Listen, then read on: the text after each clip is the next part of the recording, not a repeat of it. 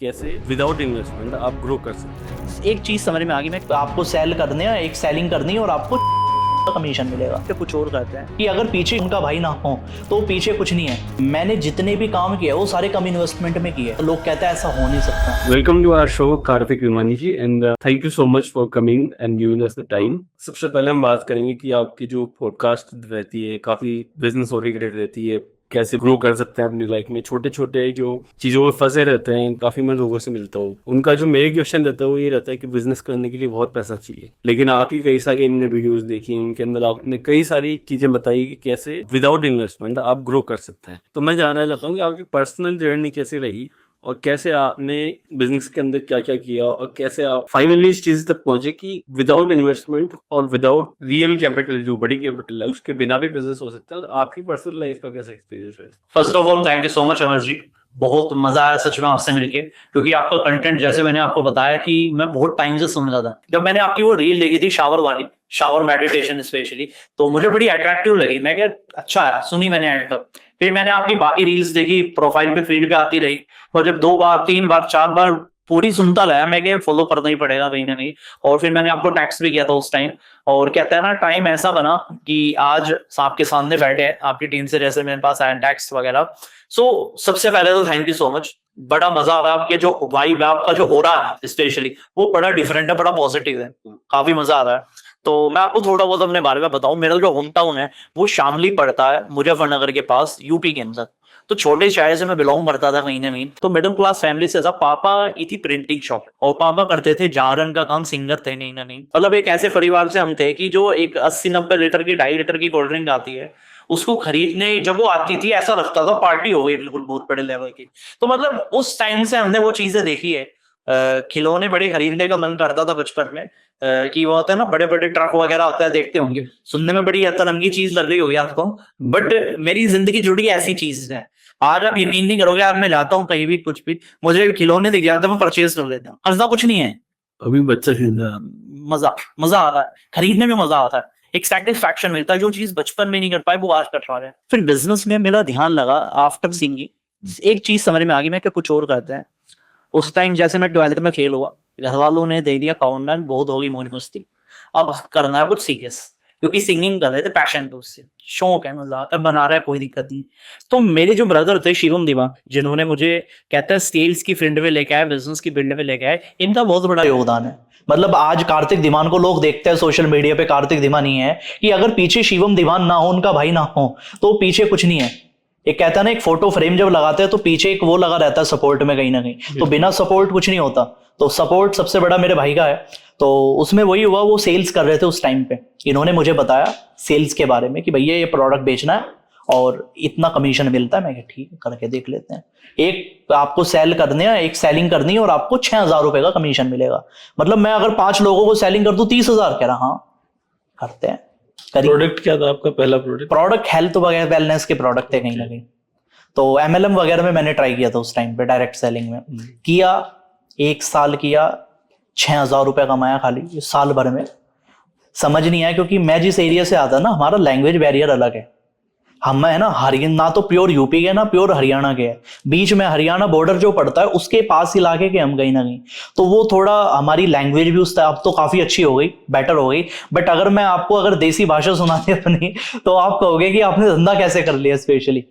तो वो हुआ उस टाइम पे, लैंग्वेज बैरियर आया, जिस वजह से मुझे टाइम लगा, 1 साल लगा। लेकिन 1 साल में मैं बहुत सीखा।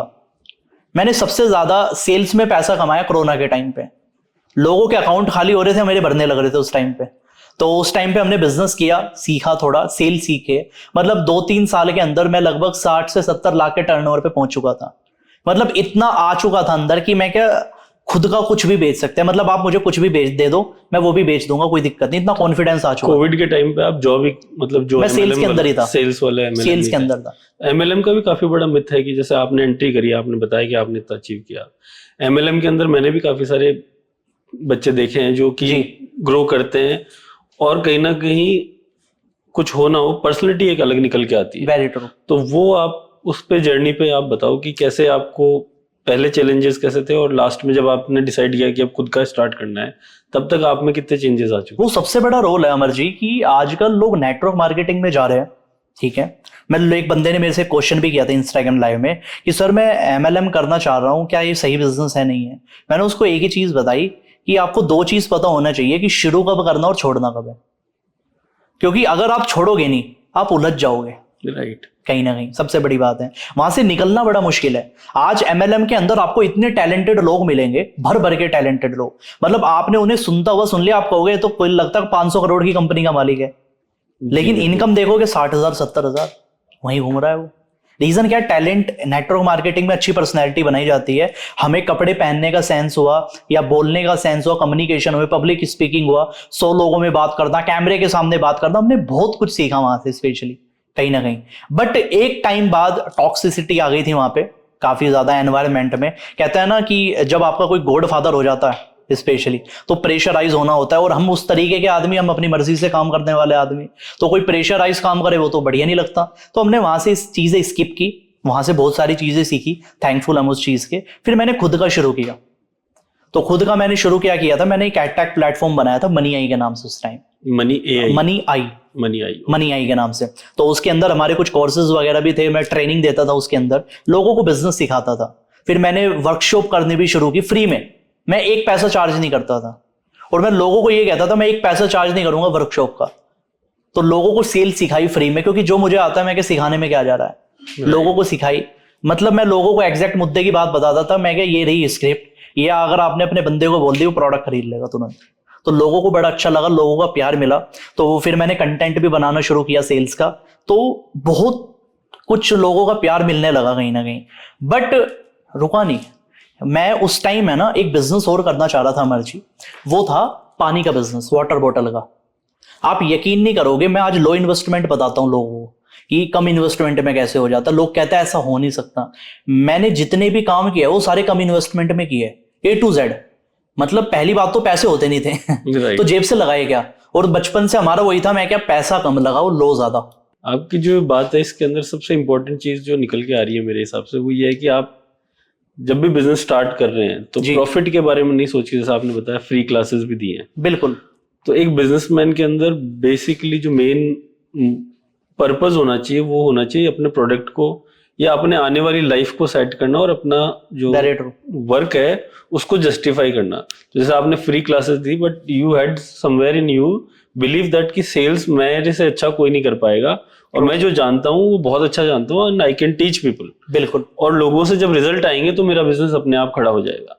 तो there was knowledge, there was confidence in your knowledge, और उसके बाद आपने किसी चीज के बारे में सोचा नहीं। तो कॉन्फिडेंस और नॉलेज का जब मिक्स होता है तो फिर वो आपके अंदर एक कॉन्फिडेंस तो आता ही आता है, और फिर आप डिलीवर कर पाते हैं बिजनेस प्लेटफॉर्म पे।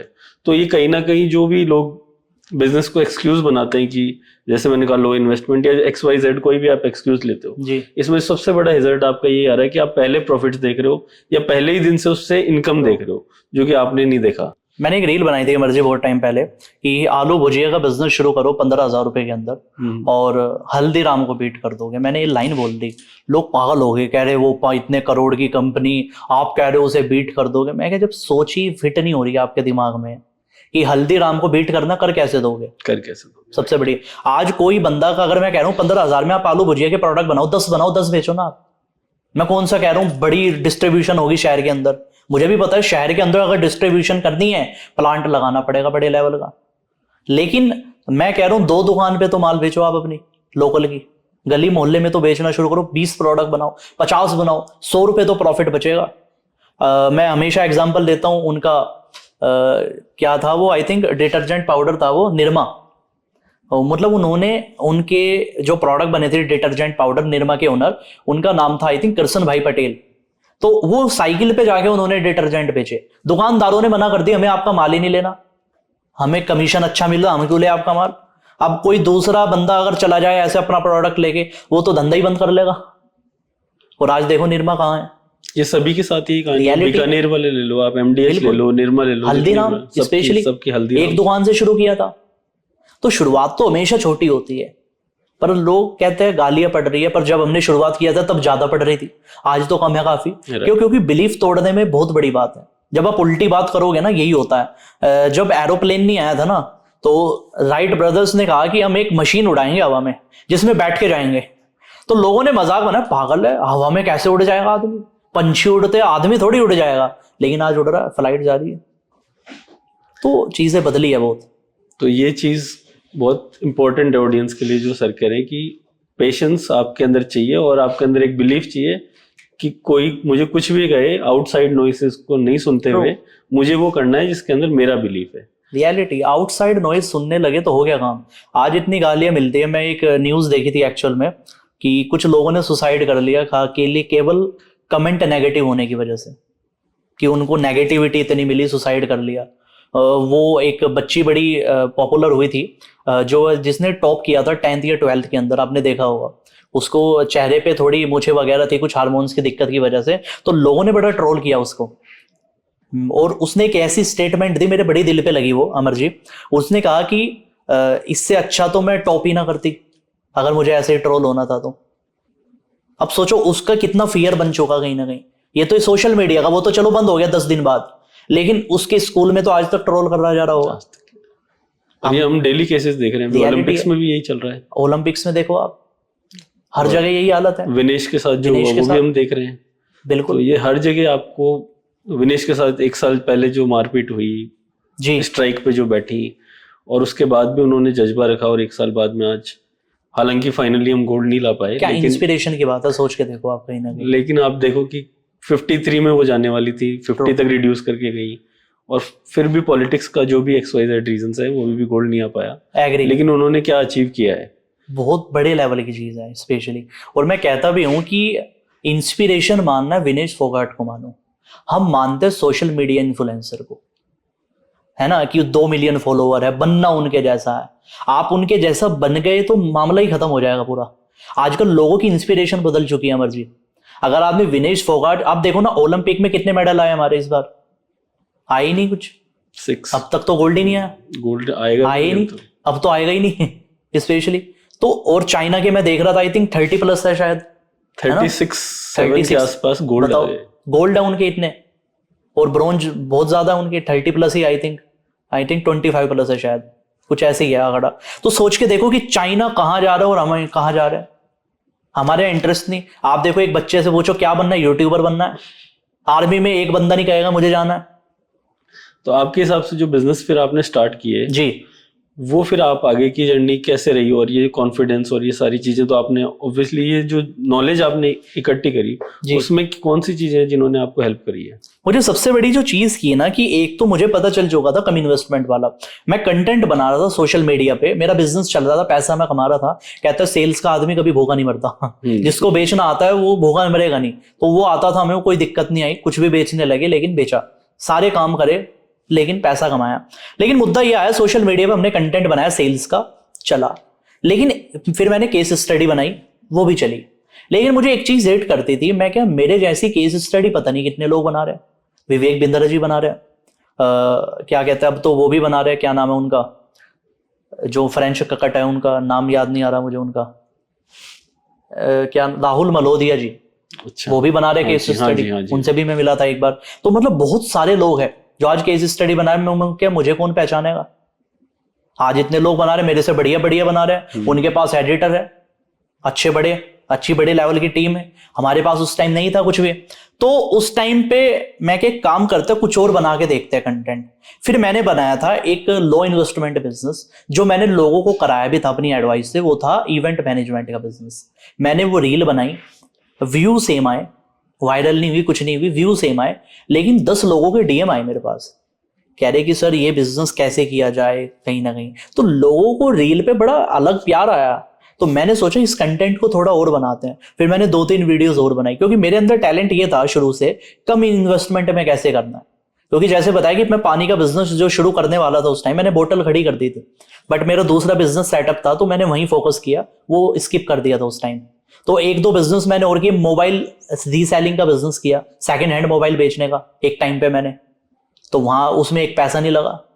एक ग्रुप बनाया व्हाट्सएप का अपने शहर में, फेसबुक पे पहले पोस्ट कर दिया कि अगर आपको सेकंड हैंड मोबाइल चाहिए, आप अपने नंबर कमेंट करो, मैं एक ग्रुप बना रहा हूँ। 200-250 बंदों का ग्रुप बनाया शहर के, और उसके अंदर लोगों के पोस्ट करता रहा मैं।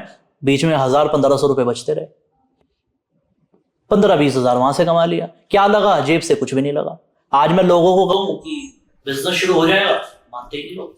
हमने किया, तो फिर मैंने बहुत सारी वीडियोस बनाई, लेकिन जैसे आपने एक बात कही कि कॉन्फिडेंस कहाँ से है, वीडियो से स्पेशली ज्यादा कॉन्फिडेंस नहीं है, जो जिंदगी में हमारी पंगे हुए ना वहां से ज्यादा कॉन्फिडेंस आया। जब आप 1 करोड़ वाले से लेके 100 करोड़ वाले आदमी के साथ बैठ जाते हो कहीं ना कहीं, सबसे बड़ी चीज है। और जब आपके पास नॉलेज उस लेवल की इकट्ठी हो जाती है तो आपके बोलने में भी वो कॉन्फिडेंस आता है। स्पेशली आज मैं रील बनाता हूँ, बहुत सारे लोग हैं कुछ भी उठ पटांग रील बना देते हैं वायरल होने के लिए। आज अगर मैं किसी को बताया कि 25,000 में ये धंधा शुरू हो रहा है, कोई मेरे सामने बैठ जाए मैं उसका करा भी दूंगा। बिल्कुल। बहुत सारे लोग हैं बाहर मिलते हैं कहीं ना कहीं उनकी बोलती बंद हो जाती है क्रिएटर की। इन सब के अंदर कुछ परेशानियां भी आई होगी इस पूरी जर्नी में, बहुत ज्यादा। तो कुछ ऐसी कोई परेशानी आप बताना चाहो और फिर उसका आपने सॉल्यूशन निकाला हो जो आपको लगा हो कि मेरे परे सॉल्यूशन निकल गया? मतलब कि आप मेरी पर्सनल परेशानी की पर्सनल बिजनेस के दौरान कि आपको कभी लगा हो कि अब मेरे से ये हो ही नहीं पाएगा? बहुत बार आए ऐसे। मतलब हर बिजनेसमैन की जिंदगी में 2-3 महीने आ जाता है कहीं ना कहीं। मतलब ऐसा हुआ कि मैं जिस बिजनेस में था वो टीम से चलता है, मेरी टीम मुझे छोड़ के गई। मतलब जिन बंदों को 100-150 बंदों को मैंने ट्रेंड किया, दिन रात लगा दी, रात नहीं देखी सुबह नहीं देखी, काम कराते गए उन पे, वो चले गए। अब एक ही दिन में सारे? हाँ जी, एक ही महीने में, एक ही दिन में? कैसे? मतलब 2-3 महीने में निकल गए। अच्छा। जो टॉप काम करने वाले थे निकल गए। मैं क्या कोई दिक्कत नहीं, और काम किया, ठीक है। सबसे बड़ी जो दिक्कत मुझे फेस करने में मिली, चलो आदमी ये भी झेल लेता है, कि मुझे है ना नेगेटिविटी बहुत मिली एक्चुअल में हमेशा। मतलब लोगों से भी मिली कहीं ना कहीं। कहते हैं ना एक सपोर्ट में मुझे लोग नहीं मिले आजकल। आज तक कहते हैं ना मैं एक बड़ी सक्सेसफुल टीम नहीं बना पाया। स्पेशली बिजनेस बनाया, पैसा कमाया, अच्छे लेवल पे कमाया, सोशल मीडिया पे प्यार मिला, सब कुछ मिला, लेकिन एक अच्छी टीम नहीं बना पाया मैं एक्चुअल पे। रीजन मुझे नहीं पता लगा क्या रहा। कहीं ना कहीं सारी चीजें बढ़िया रही, लोगों को कहते हैं ना बिल्कुल बच्चे की तरह ट्रीट किया, अपने भाई मान के लोगों को ट्रीट किया एक्चुअल में, लेकिन एंड में बिजनेस में वो कहता है आउट। सबसे बड़ी बात। और सबसे बड़ी दिक्कत एक और आई मुझे, वो है फिनेंशियली। हर 2-3 महीने में कि हम धंधे में इतना ज़्यादा फोकस हो गए कि बीच में कहते हैं ना बैकग्राउंड की फैमिली की जो प्रॉब्लम थी, फिनेंशियली कुछ भी प्रॉब्लम थी, उसमें से हम बहुत बार नीचे गए। स्पेशली मतलब जीरो भी बैंक बैलेंस हुआ एक टाइम पे कहीं ना कहीं, तो वो निकालना बड़ा मुश्किल। इस सब के बीच में आपके जैसे फाइनेंशियल इश्यूज आए, टीम जा रही है, उस टाइम कभी आपका ऐसा मन नहीं करा कि चलो छोड़ो इसको यार, कहीं जॉब कर लेता हूँ? ऑप्शन ही नहीं था वो।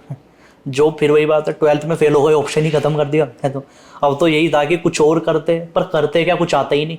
4 साल एक ही प्रोफेशन में लगाए सेल्स में, इसके अलावा कुछ आता ही नहीं। पर मन में बहुत बार आया मतलब कहीं ना कहीं कि यार छोड़ देते हैं, पर ऐसा नहीं आया कि कुछ और कर लेते हैं, छोड़ देते हैं कुछ दिन के लिए। पर कहते हैं ना अंदर सेट था बिल्कुल, करना तो यही है। बहुत प्रो लेवल पे सेट था कहीं ना कहीं। मेरा एक बड़ी फिलॉसफी रही है अमर जी, कि या तो कोई काम करो मत, करो तो उसके टॉप पे पहुंचो, करो ही मत, वरना उस काम में घुसो ही मत। लोगों को क्या कहानी बताएंगे, मैंने वो भी किया था, वो भी किया था, वो भी किया था, कामयाब किसी में नहीं हुए। आज मैं कहता हूँ मैंने MLM की, उसमें अच्छा पैसा कमाया अच्छे लेवल पे। आज बिजनेस की लाइन में है, उसमें भी अच्छे लेवल पे पैसा कमाया। आज कंटेंट क्रिएशन में भी है और लोगों का उसमें भी प्यार मिल रहा कहीं ना कहीं। तो मतलब कोई भी चीज़ ऐसी नहीं रही मैंने 20 चीज़ नहीं करी, 2-4 चीज़ें की और सब में बहुत बढ़िया रहा। सबसे इम्पोर्टेंट चीज़ यही है दोस्तों कि प्रॉब्लम्स जो है ना, वो आप, जैसे मैंने अभी दिमानी जी से पूछा भी कि कितनी प्रॉब्लम्स आई, तो 3 से 4 चौथी भी नहीं बता पा रहे। हालांकि इनको 300-400 प्रॉब्लम से निकलना पड़ा होगा। वो तो बहुत छोटी छोटी प्रॉब्लम थी, लेकिन बात यह है कि प्रॉब्लम्स जब हम याद करने लगते हैं तो वो प्रॉब्लम्स इतनी छोटी लगती है बाद में। वही बात है कि आप कहाँ उसको। एक बार हुआ था, मैं आपको बताऊं, एक बार मैं बिजनेस कर रहा था एक्चुअली, तो मतलब डाटा सेलिंग का उस टाइम हमारा बिजनेस था हमारी एजेंसी में। तो उस टाइम एक बंदे के साथ हमारी डील हुई, एक बड़ा ऑर्डर था हमारा, लगभग था आई थिंक 15-20 हज़ार लीड का। तो रीज़न क्या हुआ, और बाहर से हमें मिल नहीं रही थी जहाँ से हम लेते हैं। मैं क्या ठीक है, मैंने ऑनलाइन कोई बंदा ढूंढा, ठीक है, उसको मैंने पेमेंट भी कर दी 14-15 हज़ार रुपये, वो भाग गया। उन्होंने पेमेंट ली, ब्लॉक कर दिया। 15 मिनट में मुझे ऑर्डर देना है, कहाँ से दूँ? मतलब 15,000 उस टाइम में जीरो बैंक बैलेंस पे था। मतलब कहीं से पैसा कमाने के लिए 2-4 हज़ार रुपए तो कुछ किया, लेकिन उस टाइम भी 15,000 का मैं क्या यार कोई बंदा चूना लगा के चला। हाँ। फिर कहीं से 15,000 मैंने उठाए, वहां से डाटा उठाया, तब उनको मैंने जाके दिया, तब भी मैं 15 के लॉस में था, लोन में था। बताओ, ऐसी भी प्रॉब्लम आई कहीं ना कहीं। कोई और होता बंदा टेंशन में आ जाता है, मैं क्या भाई करना है क्या करे, ऑप्शन ही नहीं है। कई बार हुआ 1 लाख रुपए के लॉस हुए दिन में, खत्म, कुछ भी नहीं। पर मैंने इतना बड़ा लॉस नहीं माना। एक चीज और मैं कॉमनली देखता हूँ, स्पेशली जो बिजनेस, जैसे आप जहाँ से आते हैं वहां से कई सारे लोग हैं जो रिलेट कर पाएंगे आपको जी। और उनको सबसे बड़ा जो चैलेंज आता है, जो मेरे काफी एक्सपीरियंस मेरा भी रहा है, वो ये है कि पैसे, एक तो कम इन्वेस्टमेंट तो उनका रहता ही है, साथ के अंदर पैसा बहुत जल्दी कमाने की इच्छा रहती है कि 1 लाख रुपए जैसे आज ही कमाने हैं, या बिजनेस मुझे करना है तो मुझे 5 लाख रुपए मंथली आज ही कमाने हैं। तो वो चीज को आपने कैसे, क्योंकि फैमिली भी कहती है कि बिजनेस में क्या रखा है, तू अच्छे से सेटल हो जा, ये लाइफ कर ले, शादी कर ले, ये कर ले, उन चीजों को आपने कैसे ओवरकम किया और ये बड़ी एक्सपेक्टेशन क्यों नहीं रखी आपने जैसे नॉर्मली सब रखते हैं? कैसी बड़ी एक्सपेक्टेशन कि आज ही मैं 5 लाख रुपए कमा लूं या आज ही 10 लाख रुपए कमा लूं, 3 महीने में वो आज भी है वो है आज भी कहीं ना कहीं, बट वो हो ही नहीं। 2-3 साल हो गए अभी कि एक दिन का कैसे 5 लाख रुपए है, एक दिन का कैसे 20 लाख रुपए है। सोच तो रखनी चाहिए, बट ये भी आदमी को समझना चाहिए कि इतने बड़ी फिगर के चक्कर में किसी गलत रास्ते पे भी नहीं निकलना। एथिकल बन के रहना है, एथिकल काम करना है, अपने एथिक्स में रहना है, ठीक है। आदमी अपने प्रिंसिपल को नहीं बोलना चाहिए। बट मेरे सामने जब सिनेरियो आया, सबसे पहला काम मैंने क्या किया अमर जी, पहले मैंने घर वालों की प्रॉब्लम सॉल्व की। घर में एक सफिशिएंट अमाउंट में देने लगा ताकि मुझे घर से कोई लोड ना मिले, सबसे बड़ी बात है। और शादी हमारी हुई नहीं तो राजा में ही, फिर कोई दिक्कत ही नहीं तो वहां से हम बची रहे, कोई टेंशन नहीं। घर में दिया हमने एक सफिशिएंट अमाउंट, कोई दिक्कत नहीं, घर वाले खुश, कोई दिक्कत नहीं। कहीं से अमाउंट आ रहा हो कोई दिक्कत नहीं, घर वाले खुश है, वहां से हमारा लोड नहीं। अब बचा हम दोनों का, अब हमें करना है क्या करना है। अब हम फिर पूरे महीने कुछ भी करें, हमें कोई दिक्कत नहीं है। हम किस लेवल पे कमा रहे हैं, कितना काम कर रहे हैं कहीं ना कहीं, तो फिर हमें टेंशन नहीं हुई 1% भी कभी भी कहीं ना कहीं। पर वो लोड हमने खत्म किया, सबसे बड़ी बात है। राइट। बाकी आप जैसे कुछ अपने पर्सनल टाइम पे कुछ रीडिंग, कुछ हॉबीज हैं आपकी अलग से भी? मैं रीडिंग करता हूँ सच में। कौन सी बुक्स हैं जो आप recommend मैं करोगे? पहले करता था, मैं सेल्फ हेल्प की करता था कहीं ना कहीं, पर मैं धीरे धीरे वो बदलता रहता हूँ एक्चुअली। एक मैं बड़ी अक्षत गुप्ता जी की किताबें मैं पढ़ रहा था रिसेंटली, द हिडन हिंदू, उनकी मैं पढ़ रहा था। तो मतलब अलग अलग किताबें मुझे पढ़ने का बड़ा शौक है कहीं ना कहीं, मतलब अलग ही बिल्कुल। साइकोलॉजी हुआ पढ़ ली, कोई दिक्कत नहीं। स्टॉक मार्केट पढ़ ली, मतलब जिनका कोई लेना देना भी नहीं वो भी पढ़ ली। हिस्ट्री की मैं किताब पढ़ लेता हूँ कई बार कि मैं। बुक्स कितना हेल्प करती हैं आपको इस माइंड को? बुक्स ने एक्चुअल में, मैं कहता हूँ जो आपको यूट्यूब गूगल नहीं मिलेगा वो किताबों में मिलेगा। जब हमें लगता है कि यार यूट्यूब पे मजा ही नहीं आ रहा कहीं ना कहीं, तब मैं कि भाई किताबों से बढ़िया चीज कहीं नहीं है। और मैं रियलिटी बताता हूँ कि किताबों ने, जो कहते हैं ना थॉट प्रोसेस हमारा बदला है। स्पेशली अगर किसी बंदे ने एक किताब बदल दी, जो राइटर ने लिखा है, अपना थॉट प्रोसेस जो उसने उतारा है उस बुक के अंदर, वो आपके अंदर उतर जाता है तुरंत। उसने पूरी जीवन अपना एक बुक के अंदर लिखा है। एग्री। ऐसी कोई बुक जिसने आपको एकदम से चेंज कर दिया? बहुत एक किताब थी जिसने मुझे जिंदगी बदल दी कहूंगा मैं, वो थी the power of subconscious mind. जब मैंने वो चीज पढ़ी एक्चुअल में, क्योंकि हमें तो पता ही नहीं था सबकॉन्शियस माइंड क्या होता है, हमें तो पता ही नहीं था कि मैं क्या सोच के क्या होता है। तो उस टाइम मैं एक सोच रहा था, मुझे पैसा था नहीं उस टाइम, मेरी लाइफ की सबसे पहले इनकम भी तभी आई थी। उसमें मैंने किताब पढ़ी, उसमें लिखा था आपको एक चीज सोचनी है और आपकी वो हो जाएगी। मैं क्या, ऐसे थोड़ी होता है, ऐसे तो मैं सोलू में प्रधानमंत्री बन जाऊंगा आज, ऐसे थोड़ी होगा। मैं क्या, बोल रहे करके देख लेते हैं, ज्यादा बड़ी बात नहीं, कम करके देख लेंगे। मैं क्या, मुझे 6,000 रुपए चाहिए, सोच लिया। उसमें लिख रहा था कि आपको बार बार बोलना है, वो बार बार सोचना है। मैं क्या ठीक है, और प्रेजेंट में बोलना है कि मुझे मिल गया वो। मैं क्या ठीक है। मैं घर में बात करने लगा, मैंने 6,000 कमा लिया। मैं मम्मी को कहने लगा आज मैंने 6,000 कमा लिया। दोस्तों को कहने लगा आज मैंने 6,000 कमा लिया। मतलब सुबह शाम रट लगा ली, 6,000 कमा लिए, 6,000। एक दिन, 2 दिन, तीसरे दिन क्या होता है मर्जी, तीसरे दिन हो जाते हैं दिल्ली में दंगे। इंटरनेट हो जाता हमारे वहां का भी बंद और दिल्ली का भी। तो जो इंटरनेट के थ्रू हमारा काम चल रहा था वो भी बंद। मैं क्या, बहुत बढ़िया, क्या पावरफुल काम हुआ हमारा सबकॉन्शियस माइंड पे कि धंधा ही बंद हो गया हमारा तो। बट 2 दिन 3 दिन मैं क्या, कुछ नहीं, पर किताब में जो लिखा था करते गए। 5वें दिन क्या होता है, एक मेरे पास फोन कॉल आती है, वो कहते हैं कार्तिक सर बोल रहे हो? मैं क्या, हाँ जी बोल रहा हूँ। कह रहे आपने मुझे काम समझाया था 6 महीने पहले। मैं क्या, समझाया होगा, पता नहीं कितनों को समझाया मैंने। कह रहे कि मैं काम शुरू करना चाह रहा हूँ। मैं क्या, अच्छा 30,000 मतलब आप लगाना चाह रहे हो? क्योंकि किसी ने लगाए नहीं थे उस टाइम तक, 1 साल से मेहनत कर रहा था। कह रहा हाँ सर। मैं क्या, आपको आपके हाथ में 30,000 है? कह रहा हाँ सर है। मैं क्या, हो गया काम। फिर मैंने किसी तरीके से फोन पे उसको बताया कैसे क्या करना है, और तब जाके मुझे वहां से 6,000 का कमीशन आया था उस दिन, 5वें दिन। उस दिन मुझे समझ में आया पावर ऑफ सबकॉन्शियस माइंड, और तब से हो गया, कोई दिक्कत ही नहीं आई। एक्चुअली ये जो आप कह रहे हो ना, इसके अंदर मेन जो प्रिंसिपल रहता है वो ये भी है कि आप जब तक ऐसी रीडिंग्स या ऐसी बुक्स आपको शॉक नहीं करती जो आपको सबकॉन्शियस के बारे में बताए या जी, आपको मैनिफेस्टेशन के बारे में बताए, तब तक आदमी माइंड में ही जीता रहता है। रियलिटी है ये। तो वो जो माइंड कहता रहता है वही वो करता रहता है, और अपने को और माइंड को अलग कर पाना उसके लिए बड़ा मुश्किल काम हो जाता है। जैसे माइंड ही मैं हूँ, वो थॉट में ही जीता चला जाता है और एक स्ट्रेस में पूरे टाइम रहता है। वो ये प्रॉब्लम तो बाहर कुछ है ही नहीं। किसी बंदे ने मान के चलो, मैं आपको बताता हूँ, कहीं ना कहीं एक बार मेरी स्कूल में लड़ाई बजी अच्छी वाली। तो उसमें था कि एक बात मैं सो रहा था, एक मुझे बंदे ने धमकी दे दी कि मैं कल तुझे मारूंगा। ठीक है, मैं टेंशन में रहा, मैं क्या होगा। 2 दिन तक नींद नहीं आई, नींद ही नहीं आई बिल्कुल भी, कुछ खा भी नहीं रहा ढंग से कहीं ना कहीं। दूसरे दिन क्या हुआ, वो थप्पड़ मार के भाग गया। 2 सेकंड का काम था, मैं टेंशन फ्री हूँ। ऐसा बहुत बार अपने साथ बचपन में भी होता था कि जी शाम को घर जाने से पहले डरते थे कि पापा को पता लग गया हाँ, कि आज तो पिटाई होनी है, कि लेट हो गए तो पिटाई होनी है। तो वो पिटाई के डर से और लेट होते जाते थे, घर जाते थे पता लगता था कोई बात ही नहीं है, कोई बात ही नहीं है। हम ऐसे ही टेंशन लिए जा रहे थे। स्कूल में होता था बहुत बार, टेंशन लेके जा रहे हैं कहीं ना कहीं, पता लगा टीचर ही नहीं आया। वो टीचर आया, उसने कुछ भी नहीं करा, उसने मारा, एक बार मारा, वो डन। और वो टेंशन ऐसी थी कि उसमें पूरी टेंशन रहती थी। इसलिए आदमी को है ना, दिमाग से इतना सोचना नहीं चाहिए। कहते हैं कि एक लाइन मैंने पढ़ी थी किसी किताब में, टेक एवरीथिंग लाइटली। जिंदगी में सब कुछ लाइटली लोगे तो कर लोगे कुछ कहीं ना कहीं। जितनी बड़ी प्रॉब्लम बना दोगे ना, प्रॉब्लम इतनी बड़ी हो जाएगी, उससे निकलना महाभारत हो जाता है। वो भी मैनिफेस्टेशन होता जाएगा ना, एग्री, वो मल्टीप्लाई होता जाएगा कहीं ना कहीं। डिप्रेशन के इसलिए तो लोग शिकार है आज के टाइम में, क्योंकि प्रॉब्लम बड़ी छोटी है। आप देखो ना, लोगों का डिप्रेशन क्या है, यूथ का स्पेशली, कह रहे सर बंदी छोड़ेगी, सबकी यही समस्या है। एक बार मैं इंस्टाग्राम लाइव कर लिया मर्जी, मैंने कहा कि आप बताओ आपकी प्रॉब्लम क्या है। 80% बंदों की एक ही समस्या है, सर एक पर्सन थे। मैं क्या, पर्सन नहीं पर्सन थी पहली बात तो। मैं क्या, मुझे मत घुमाओ। तो सबकी एक ही समस्या, सर वो छोड़ के चला गया, वो चला गया कहीं ना कहीं।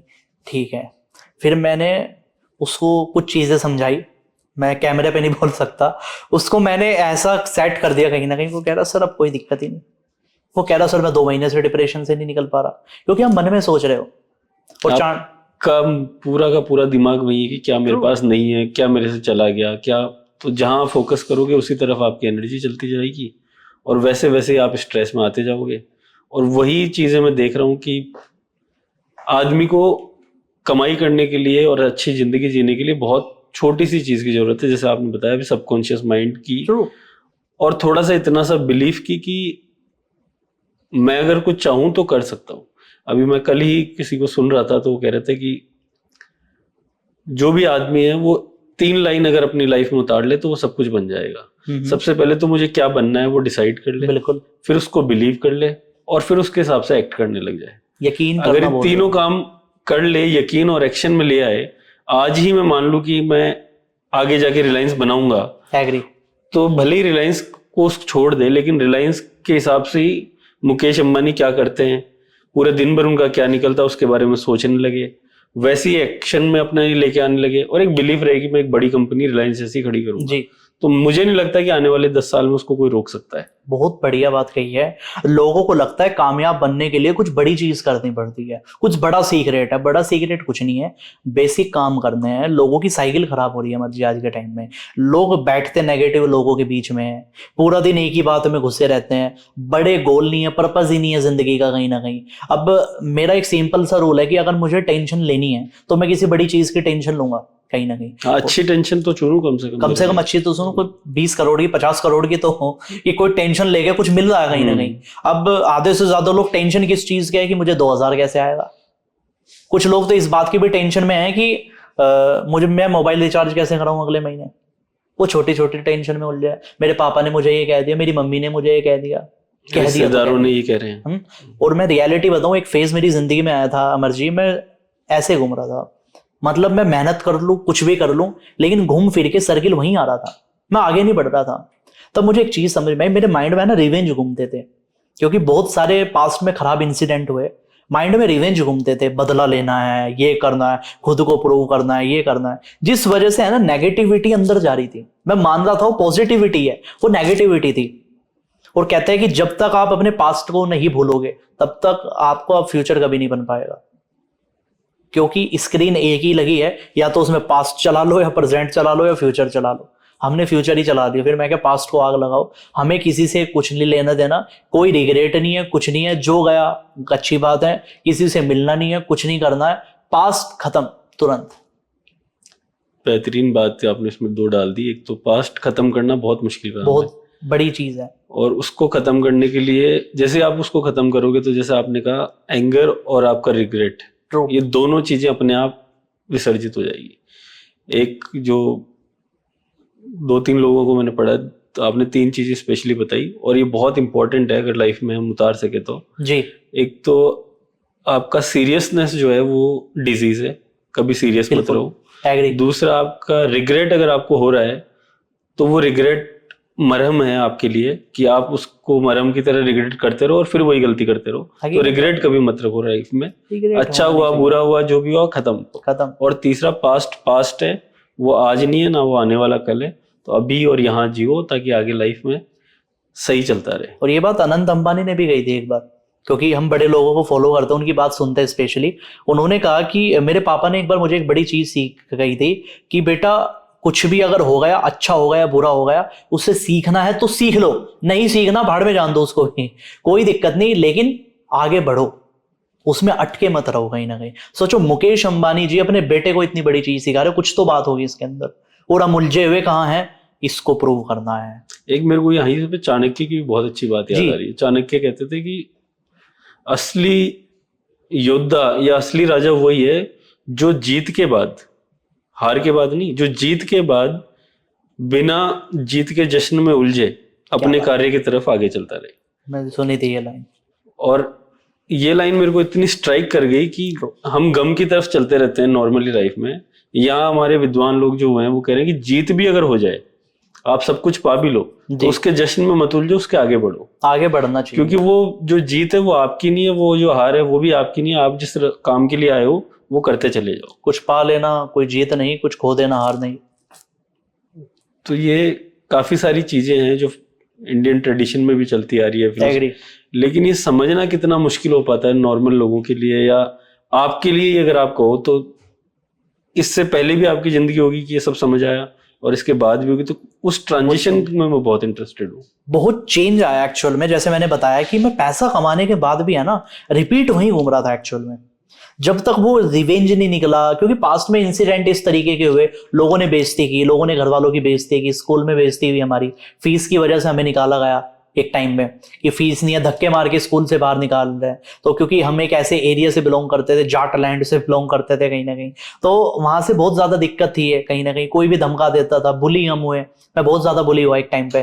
तो क्योंकि पावर नहीं थी, ताकतवर नहीं थे, ना फाइनेंशियल थे, ना शरीर से थे उस टाइम। शरीर से तो अभी बहुत अब हुआ है। पहले के मैं आपको फोटो दिखाऊंगा आप पहचान नहीं पाओगे।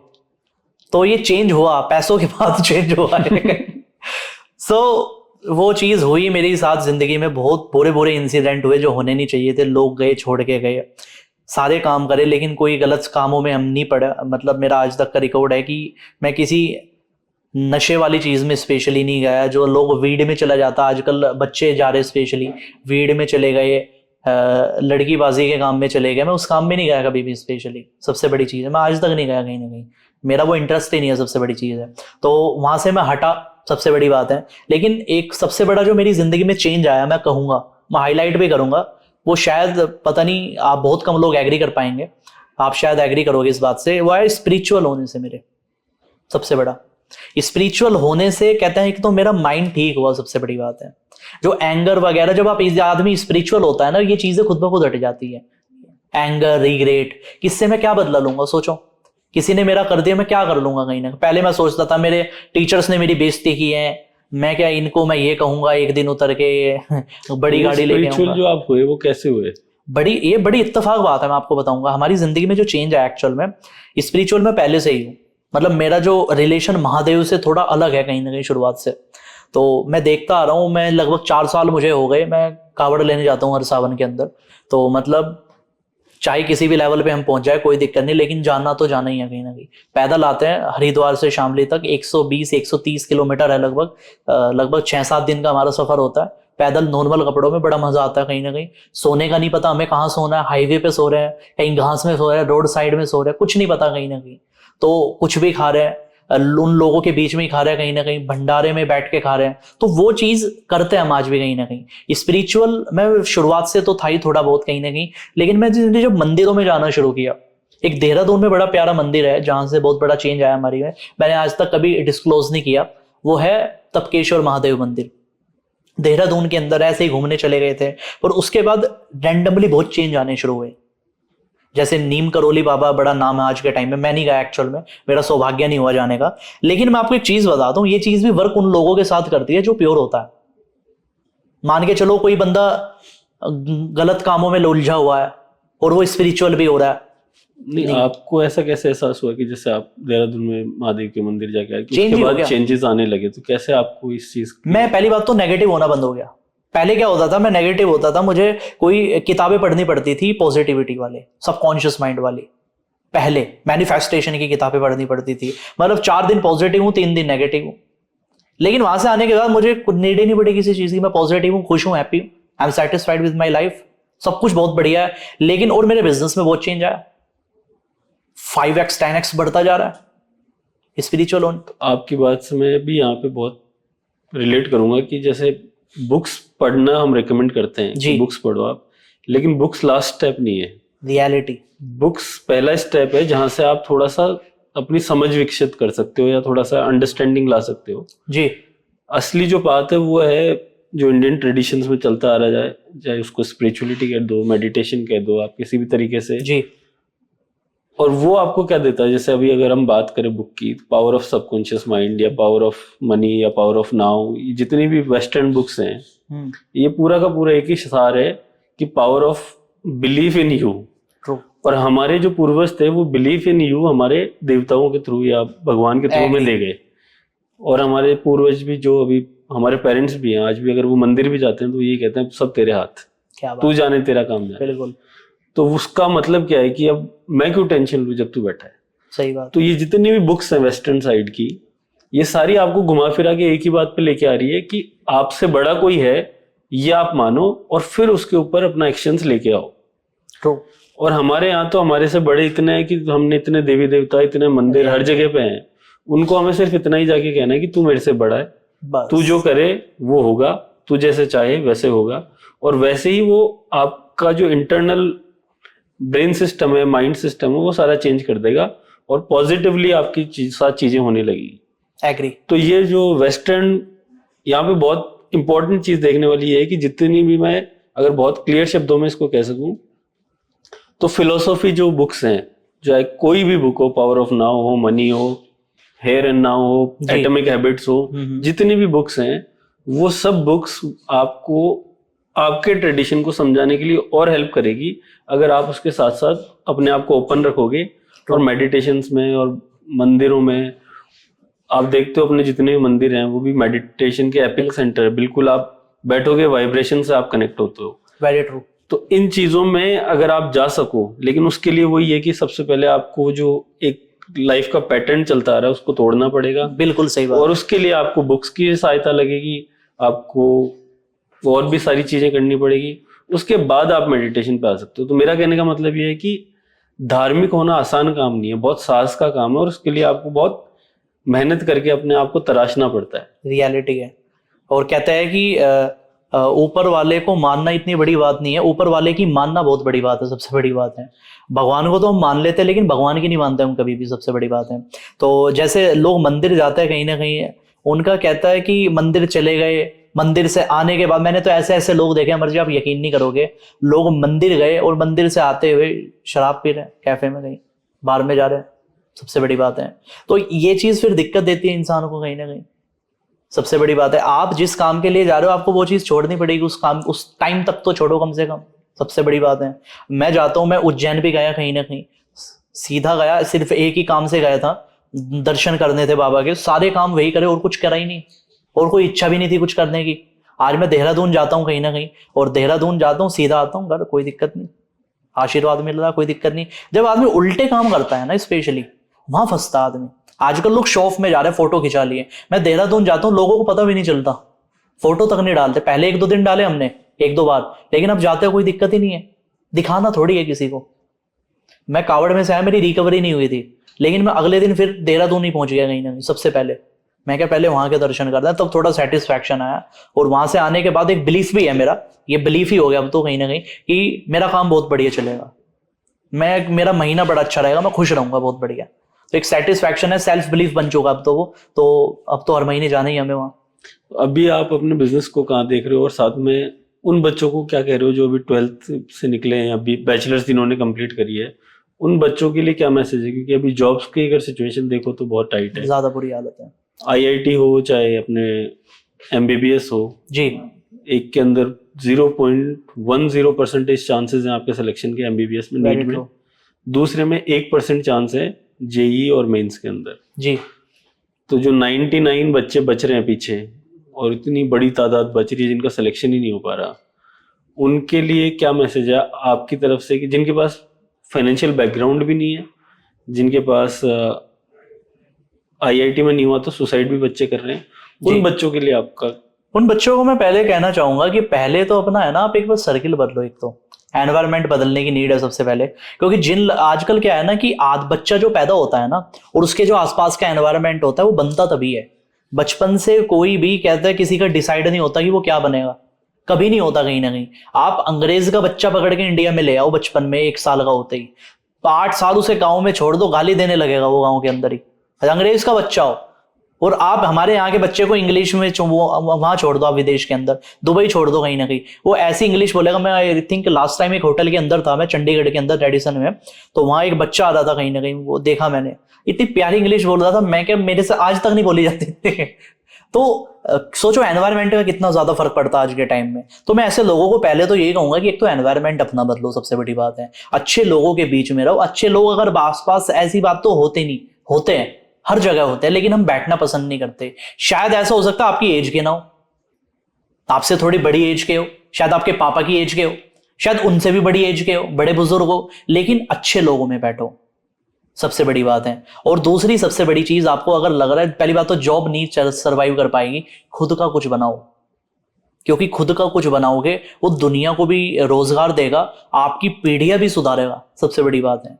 आज के टाइम में हम देखते हैं कि जैन शिकंजी है, कितनी पीढ़ियों से चलती आ रही है, आज तो अब तो बोतल भी आने लगी उसकी, पहले तो खाली नॉर्मल शिकंजी थी मोदी नगर में, आउटलेट थे पहले खाली। तो सोचो प्रोडक्ट बनाया, उनकी पीढ़ियां भी चल रही है, और सबसे बड़ी बात है पीढ़ियां तक सुधर गई और लोग सुधर गए।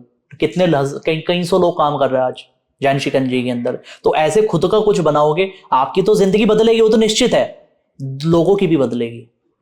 तो बेसिकली आप खुद का शुरू करो कुछ। ये है कि अगर आईआईटी में भी नहीं हो रहा और इनमें भी किसी में भी नहीं हो रहा, तो आपको हताश होने की जरूरत नहीं है। जैसे आपने अपने आप पे कॉन्फिडेंस रखा, अगर आईआईटी में नहीं हुआ और फिर भी आप अपना बिजनेस स्टार्ट करते हो, तो आपकी आने वाली जनरेशन को आईआईटी के एग्जाम में नहीं बैठना पड़ेगा। रियलिटी है, वो बिना एग्जाम पास करे भी वो वहां से स्टार्ट करेंगे जहां से आपने छोड़ा है।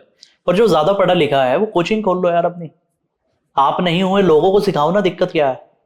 आजकल तो सिखाने का बिजनेस सबसे बड़ा है, सबसे बड़ा है एजुकेशन का कहीं ना कहीं। आजकल तो कहते हैं बेचने वाला इतना पैसा नहीं कमाता जितना सिखाने वाला कमाता है। एक मेरे पास एक पर्सन आई, एक हाउसवाइफ आई, लेडी आई, उन्होंने कहा कि सर मैं केक बनाती हूँ, और मैं केक बनाती हूँ, मैं बेचती हूँ, मैं 8-10 हज़ार रुपये महीना कमा पा रही हूँ, सर मैं इस बिजनेस को बढ़ाना चाहती हूँ, लेकिन मेरे पास पैसा नहीं है बिजनेस कोचिंग देने का आपकी। मैं क्या कोई दिक्कत नहीं, मैं कॉल पे कनेक्ट किया, ऐसे ही खाली बैठा था उस दिन में, क्योंकि बताया मैं कावड़ की रिकवरी में था, तो नॉर्मल बैठा था मैं क्या चलो फोन कॉल कर लेते हैं, करी बातचीत करी। उनको मैंने एक चीज बताई, उस कॉन्वर्सेशन के बाद अगले 2-3 दिन का जो उनका बिजनेस हुआ वो लगभग 15,000 रुपए का हुआ। कमा वो महीने का 8 रहे थे, लेकिन उन्होंने 3 दिन में 15,000 कमाए। सोचो क्या किया होगा। क्या बताइए आपने ऐसी चीज? मैंने उनको बताया कि आप केक बेच रहे हो, बढ़िया है, कंपटीशन कितने सारे हैं, कन्फेक्शनरी पे केक मिल रहा है, आप क्या अलग बना लोगे? कह रहे सर ये तो बात है। मैं क्या, आपको क्या करना है, मार्केटिंग में मत उलझो, आप केक बनाना सिखाओ। आपके जितने भी कस्टमर है ना, सबको आज एक वॉइस नोट डालो अभी व्हाट्सएप पे। मैंने उनको बताया क्या वॉइस नोट डालना है। मैं क्या, आपको सिर्फ एक वॉइस नोट डालना है कि मैं केक की क्लासेस शुरू कर रही हूँ 500 रुपये महीने के अंदर डिजिटल, जिसमें आपको 2-3 महीने में रेडी कर दूंगी कि आप कैसे केक का बिजनेस शुरू करोगे। ठीक है, उसके लगभग आई थिंक 1,000-1,500 रुपये, 1,000-1,500 कॉन्टैक्ट थे, सॉरी। तो पे उसने वॉइस नोट डाल दिया, मेहनत लगी थोड़ी, लगभग आई थिंक 200 को भी नहीं गया था, 15 बंदों की पेमेंट आ गई थी जबी के जबी। तो 2-3 दिन उसने किया, 14-15 हजार का उसने धंधा कर लिया, जनरेट कर लिया। जूम पे अब वो क्लासेस लेती है अपनी, एक ही हफ्ता हुआ है। आपकी इसी स्टोरी से मेरे को एक और बुक याद आ रही है जी। द एंटरप्रेन्योर करके है।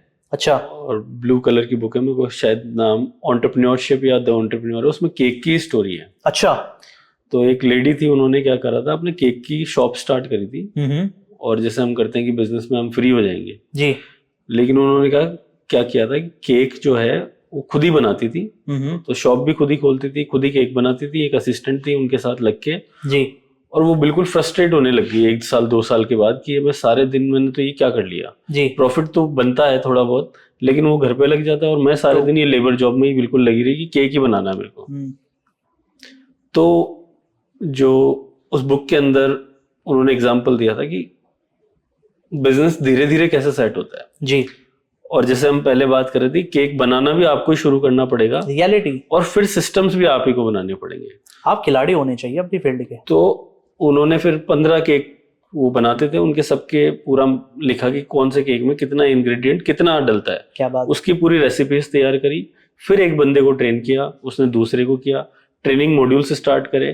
जैसे आप जैसे ही वो थे जो सिखाते थे बेचना और बिजनेस को कैसे ग्रो करें। तो उस बंदी ने, और उसको सबसे पहले पूछा गया कि तुम्हारा अल्टीमेट गोल क्या है, कि तुम कितना टर्नओवर करना चाहती हो। उसने लिखा 1 मिलियन का मेरे को टर्नओवर चाहिए। उन्होंने वो पूरे केक्स वगैरह रेडी करे, उसी हिसाब से स्टाफिंग करी, उन्होंने 3 केक की अलग अलग शॉप करी। अच्छा। और विद इन 3 years वो लेडी केक की दुकान पे सिर्फ वीकली एक ही बार जाती है। क्या बात। वो अपने घर रहती हैं और उन्होंने पूरा सिस्टम ऐसा ऑटोमेशन हो गया।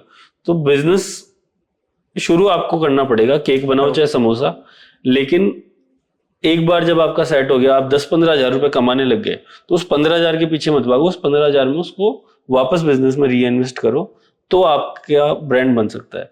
ऐसे ही फिर आगे मैकडोनल्ड्स की स्टोरीज आती है, ऐसे डोमिनोज की आती हैं। तो ये अथाह जितनी भी स्टोरीज हैं वो सब अकेले आदमी से स्टार्ट हुई है। और जैसे आप बता रहे हो कि आपको दिमाग को ये देना पड़ेगा कि और मैं क्या करूं कि मैं और अच्छा इसको कर सकूं, ये क्वेश्चनिंग आपकी लगातार चलनी चाहिए। हमेशा ऑटोमेशन करना पड़ेगा धंधे के अंदर। एक बंदा शुरू तो कर लेगा, लेकिन आजकल क्या है कि बंदे ने एक दुकान खोल ली, और मैं हमेशा कहता हूं कि एक दुकान जितनी जल्दी आपने खोली उसमें शायद 2 साल लग जाए, 4 साल लग जाए एक दुकान चलाने में, लेकिन दूसरी दुकान आप कितनी जल्दी चला रहे हो, कितनी जल्दी खोले, वो बहुत ज्यादा मैटर करता है। लोग एक ही दुकान के अंदर 20-20 साल हो गए, लोगों को दूसरे की हिम्मत ही नहीं पड़ी। हमने भी ऐसे ही स्टार्ट किया था। जब मैंने स्टार्ट किया था 2017 में जी, मेरिडियन ओवरसीज हमारी कंपनी है, एजुकेशन कंसल्टेंसी की जी। तो 17 में मैंने पहली अपना ऑफिस स्टार्ट किया था 10x20 के स्पेस से, और 2 साल जैसे ही बीते तो हम प्रॉफिट्स बनाने लगे थोड़े से। तो जितने भी प्रॉफिट्स आते थे 95% प्रॉफिट्स हम री इन्वेस्ट करते थे, चाहे मार्केटिंग में हो। और 19-20 में आपको पता कोविड का पूरा 2021 में 2-3 साल तो कोविड में निकल गए थे जी। अभी हम हैं 6 साल पुरानी कंपनी है, हमारे 15 ऑफिसेज हैं इंक्लूडिंग आउटसाइड इंडिया। क्या बात। और करीबन 350 लोगों के आसपास की टीम है, बहुत। और मैंने अकेले ने काउंसलिंग स्टार्ट करी थी कि बच्चे का पेपर से लेके वीजा फाइलिंग तक सब मैं खुद ही करता था। ये बात है 2017 की, और आज है 2024। क्या बात। आज हमारे पास वीजा के लिए अलग से टीम है। अच्छा। तो वो जो मैं बुक्स बता रहा हूँ आपको, द एंटरप्रेन्योरशिप या जो भी, ये सब बुक्स ने मेरे को बहुत हेल्प करा है कि कैसे हम ऑटोमेशन कर सकते हैं। करीब करीब मैंने 3,500 से 4,000 बुक्स मेरी घर पे है, जो सारी मेरी पढ़ी हुई है। तो बुक्स आपको बहुत ट्रेन करती है, फिर स्पिरिचुअलिटी आपको निखारती है, और फिर आप जो निकल के आते हो उससे काम होता है। ये कहते हैं कि बुक आपको बनाती है, स्पिरिचुअलिटी आपको फिनिशिंग करती है आपकी प्रॉपर तरीके से, तब आपको फाइनल प्रोडक्ट तैयार हो जाता है आप खुद ही। हाँ। सबसे बड़ी बात है। तो ये बहुत बड़ी चीज बताई कि बुक की पावर कितनी ज्यादा आज के टाइम में। लोग सोचते हैं अरे वीडियो ही देख लो, इससे बढ़िया क्या करना है किताब पढ़ के, लेकिन किताब पढ़ के जो मिलेगा वो वीडियो देख के नहीं मिलेगा। और किताब पे भी डिपेंड करता है कि आप कितनी तीव्रता से उस किताब को पढ़ रहे हो, कितना आपको चाहिए कि मुझे कुछ चाहिए, मुझे कुछ करना है, बस ये किताब मेरे को सपोर्ट कर दे, और ये तो वो किताब होता आपको है। सपोर्ट अमर जी, करेगी। ये सॉफ्टवेयर होता है लोगों का अपना कहीं। मैं देखता हूँ, मैंने अपनी टीम को भी ट्रेंड किया, कुछ को स्पेशली, उनको जबरदस्ती किताब पढ़वानी पड़ रही थी कहीं ना कहीं, क्योंकि उनका मन नहीं था। मन जब आदमी का वाई क्लियर नहीं होता ना, मुझे करना क्यों है स्पेशली, हमारा तो शुरुआत से क्लियर था, मैं क्या पैसा कमाना है, बहुत गरीबी देख ली, बहुत बुरा टाइम देख लिया, अपनी देखना, लेकिन पैसा कमाना है। आज भी कॉन्सेप्ट क्लियर है पैसा कमाने का, तो इसलिए कोई फोर्स नहीं करता। आज पीछे हमारे कोई गॉड फादर नहीं है, कोई उठाने वाला नहीं, कोई जगाने वाला नहीं है। आज इतनी फ्रीडम है अच्छे लेवल पे। पहले तो चलो मम्मी पापा उठा देते थे, उठ जाओ, आज कोई नहीं उठाता, आज खुद उठते हैं। क्यों? क्योंकि हमें पता है करना क्या है। सबसे बड़ी बात है, जब बंदे का कॉन्सेप्ट क्लियर हो जाता है ना अब क्या करना है, तो वो पैसा कमा लेता है, कोई दिक्कत नहीं आती, वो सब कुछ कर लेता है। लेकिन जिसका वही क्लियर नहीं है ना कि वाई क्या है, करना क्या क्यों है, उस आदमी को आप कुछ ही करा लो, कुछ वो फॉलो भी करेगा, लेकिन वो कामयाब नहीं हो पाएगा कभी भी। ऐसे बहुत सारे एग्जांपल्स हमारे पास रहते हैं। मैं भी ये सोचता रहता हूँ कि ऐसा क्यों होता है। तो सॉफ्टवेयर है उनका, क्योंकि हॉकी का प्लेयर को आप क्रिकेटर नहीं बना सकते, वो हॉकी का ही रहेगा। तो वही है कि उनका सॉफ्टवेयर वही है, 5-10 हज़ार 15 हज़ार तक, तो उनका है ही नहीं वो कहीं ना कहीं। बड़ा एम करने में उनको वो लेकिन मैं देखता हूँ सपने भी बहुत बड़े बड़े देखते, करते कुछ नहीं। देखते नहीं, वो दिख बताते हैं, अच्छा, वो देखते नहीं है। तो आप कुछ लोगों के साथ बैठो कि आप करना क्या चाह रहे हो, वो बड़ी बड़ी बातें बताएंगे। मैं चाह रहा हूँ एक 20 करोड़ का हेलीकॉप्टर लेना, मैं चाह रहा हूँ 2 रेंज रोवर आगे पीछे चले, मैं चाह रहा हूँ एक मर्सिडीज एस क्लास हो मेरे पास। वो बड़ी बड़ी चीज करेंगे। वो भी बुक पढ़ के ही, हैं? बुक पढ़ के कि ऐसा ऐसा होना हाँ, वो चाहिए। बड़ी बड़ी चीजें बताएंगे आपको। लेकिन जब आप, जो उनका क्लोज वाला बंदा है ना, यार दोस्त, वो बताएगा ये चाह क्या रहा है, कह रहा है यार एक बार मारुति 800 निकलवा लूं, अब की बार एक होंडा सिटी मिल जाए ना, अब की बार काम सेट हो जाएगा। कह रहे होंडा सिटी मिल जाए, दूसरी गाड़ी की जरूरत ही नहीं है। मतलब आदमी बोलता ग्रुप ऑफ पीपल के सामने बहुत कुछ है, लेकिन वो सपने बता रहा है, देखना नहीं है।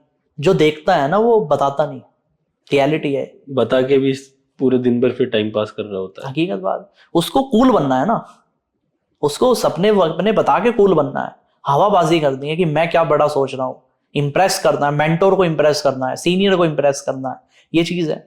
आप कॉर्पोरेट में देखो क्या बोला जाता है, आपकी एक्सपेक्टेशन क्या है, आप हम हमारी कंपनी के लिए क्या करोगे, इंटरव्यू में पूछा जाता है। वो कहता है मैं तो सर अपनी पूरी जी जान लगा दूंगा, बिल्कुल मेरे लिए तो यही भगवान है, आप ही भगवान हो मेरे लिए तो। और उसी भगवान के साथ 2 महीने बाद लड़ाई बज रही उसी से लड़ाई बज रही, आप मेरी सैलरी नहीं बढ़ा रहे। भगवान से कौन लड़ता है सैलरी के लिए?